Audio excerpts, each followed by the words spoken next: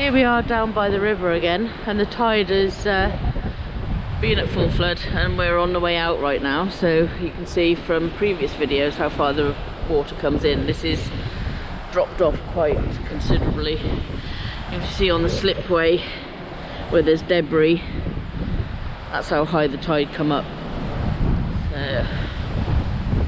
Beautiful day. We're just going to go for a walk down to Beachley Point, so let's go.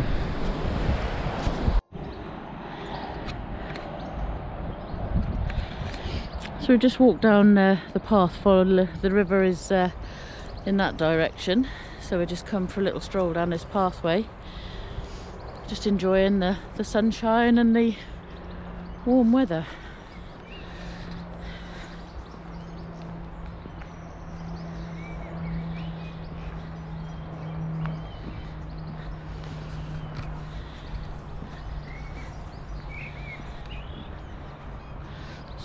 River just the other side of the trees here.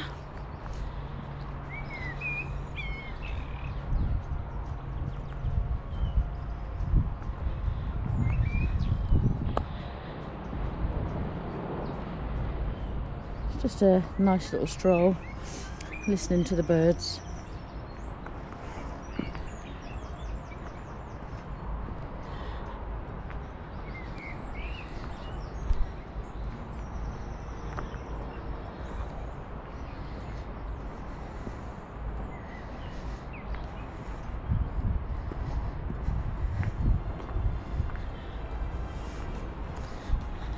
Some spring blossoms coming out here. They're very pretty. Love these things.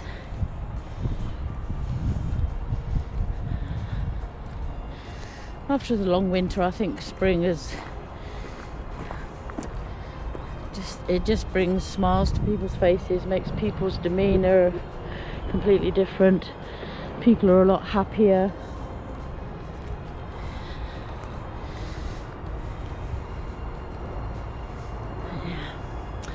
Alrighty, so that's where we've just come from, and you can see the bridge. A lot of traffic on there today, so let's see what else we can find. Hi guys, so here we are down on the banks of the River Severn. We've walked out to Beachley Point. We're currently overlooking the Prince of Wales Bridge, which is the new River Severn Bridge, and just come down here to do a little bit of mudlarking and see what goodies we can find. I've already found a nice bit of amber glass, a little bit of worn white glass, so that's a good start. I've only been here like 5 minutes, if that. Alrighty, so we've just walked over here. There's no pillbox up there from the war days,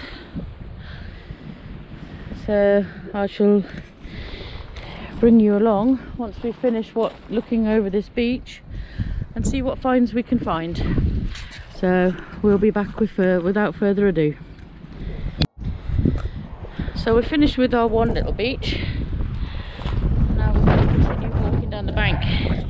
Only trouble is we've got a lot of wind noise, so I'm going to cut here, and the next part of the video will be without the wind.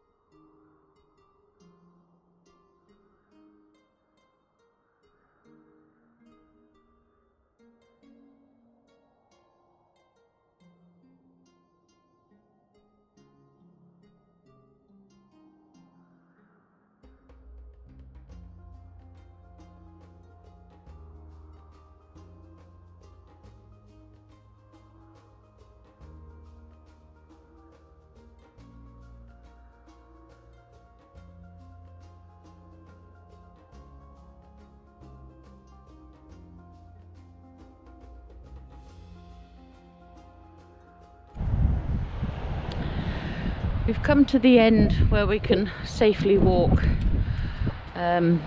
with our mudlarking, looking for pottery, glass and the ever elusive pipe stems. But yeah, it's a beautiful day today. What a fantastic Good Friday. Not sure it'll be Good Friday when this video goes out, but at least it's a beautiful day, and you sharing it with you. We'll do a roundup at the end with all our finds, because my bag is quite full today, and so we're just going to sit here for a bit and just watch the world go by.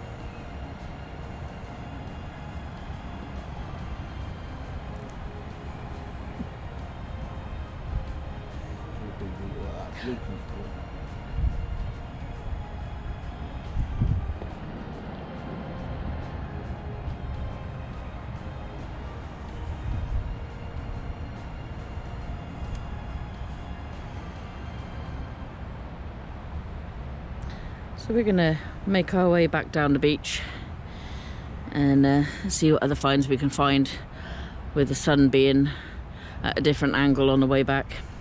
So we'll see you in a wee while.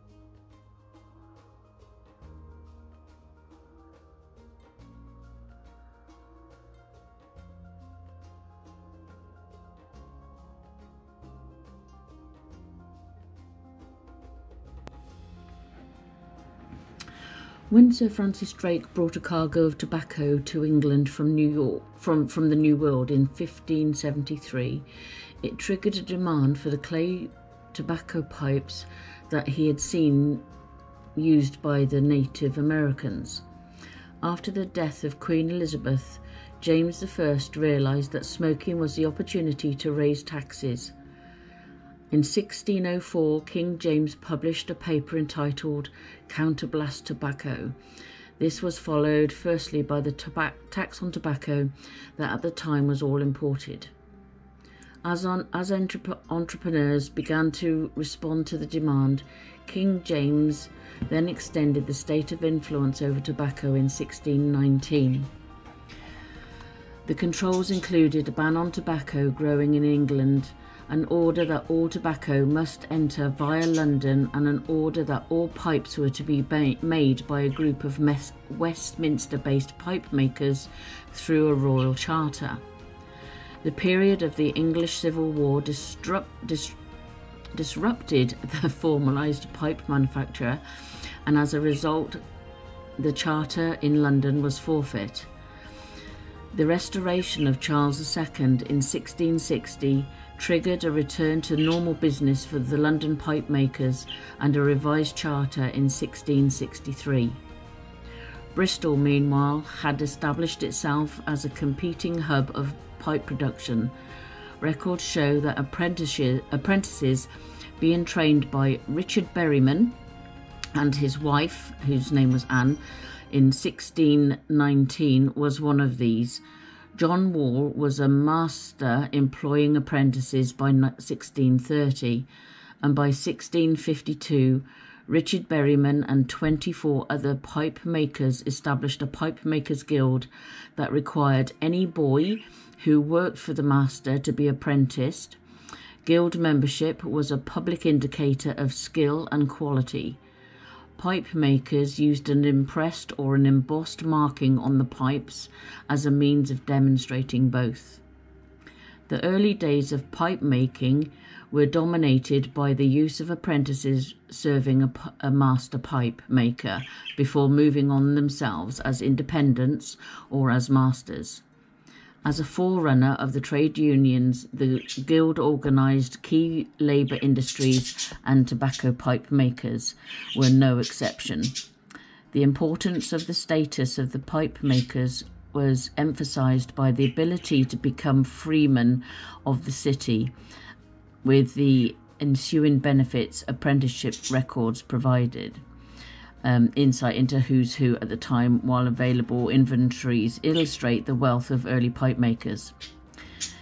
It was the major ports of Bristol and London that first saw the expansion of the pipe making. Other cities soon realised that the financial opportunities. The main limitations were firstly the availability of sustainable clay, something addressed by the maritime port-to-port business, and secondly the availability of skilled people, something addressed by the highly mobile labourers who sought out employment by the end of the 17th and the beginning of the 18th century. Bristol was the largest pipe-making centre after London, and during this time Bristol became the largest exporter of clay pipes to North America, while London and other production centres produced to the rest of the UK and Europe.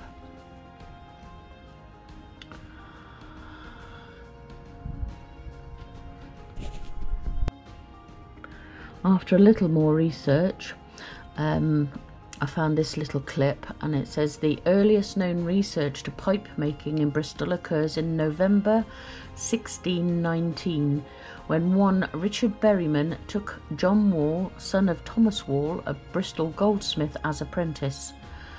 This indicates that pipe making had started in Bristol by that date, assuming that Berryman, whose first name was in the 1652 Guild Charter, was this Berryman. He appears to have been in business for a considerable time. He and his wife Anne certainly took 453 apprentices in 1639 to 40 and 1640. So he was quite a well-established business, having that many apprentices. I did read that the apprentices, when they signed up, they did 9 years apprenticeship, and they had to swear an oath. They weren't allowed to get drunk. They weren't allowed to do anything, basically. They were linked to their master, and nothing would break that. If they run away, they would be hunted down and put in prison. So yeah, so 9 years, long time.